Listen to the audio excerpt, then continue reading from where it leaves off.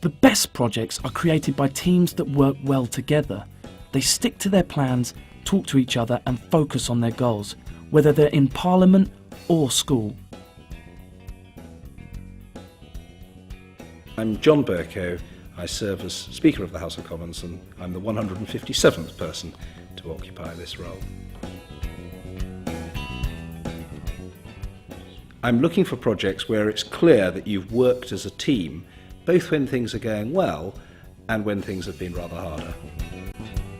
When you're trying to keep people to the plan that you've agreed for your campaign, it's important, really important to communicate with them so that you give people feedback on how the campaign is going, so that they can feel that their involvement is making a difference. It's about being a team, because if you're just going to think about what you want, then you're not really gonna, nothing's going to be done. But if you work together with everyone, you will come to some kind of agreement and you will do something for your school. To keep track of them, we just have the regular meetings, emails. Email is a really important thing of how we keep contact. Otherwise, we'd be running around the school trying to find each other. We just can't do it. I don't think it's important that everyone agrees on a project, because you can never please everyone, and some people have got to compromise what they want for other people, and that's the thing. It's about cooperation with everyone.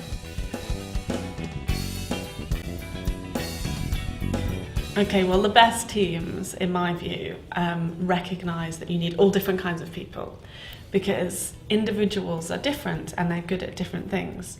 So when you've got a project or a campaign, you need somebody to do the planning, you need somebody to make sure everything's going well, you probably need somebody who's a good communicator, because the best projects involve lots of people. It's essential your team keeps communicating throughout your project so you know what's been done and who needs more help. Even the best projects often need to change their plans as they go to make sure they achieve their goals. That's fine as long as everyone knows the new plan. Everyone had a talent, so we told them to do that thing. You'll find that most people have got some kind of role that they can play, and the trick of it is to work out what those people might be good at and then to try and give them a responsibility that they're going to enjoy so that they can make the best possible contribution. So it's sort of sorting out horses for courses, really.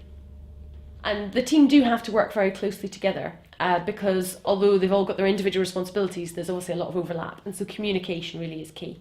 Making a good team is we all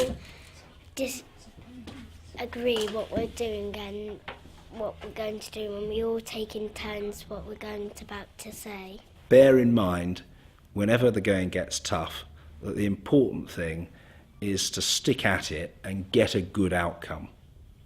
And you've just got to keep going, and it's worth it, because the end result will be a successful project that's got a chance of winning an award and which will improve your skills, your reputation and the standing of your school as a whole. If some problem crops up, it's important to explain to people what's happened and what you propose to do about it. So the key thing is to communicate with the people on your team so that they feel really involved, and then they can communicate to other people in turn. To keep people motivated, I think it's just the fact that it is, the whole school is trusting us as the students to represent them. So that's motivation enough itself, because, you don't want to let everyone down. So that's what basically motivates us to keep going. We want them to be happy, so we keep doing what we do. A lot about ourselves doing this. We've learned, I know I've learned to be a lot more confident, and that if you want something you can get it if you try hard enough and have the enthusiasm and the confidence to get it. So yeah, I think so. Once a week, all the team members send the things that they're going to be working on in the following week, and I collate that and send that out so that the whole team knows what everybody else is doing. And sometimes that means that people can suggest ideas or make suggestions to others about things that they could perhaps do that's linking up. For more info and to enter, go to speakersschoolcouncil.org. You can also watch the next video there, which will give you some ideas on how to keep people up to date with your project.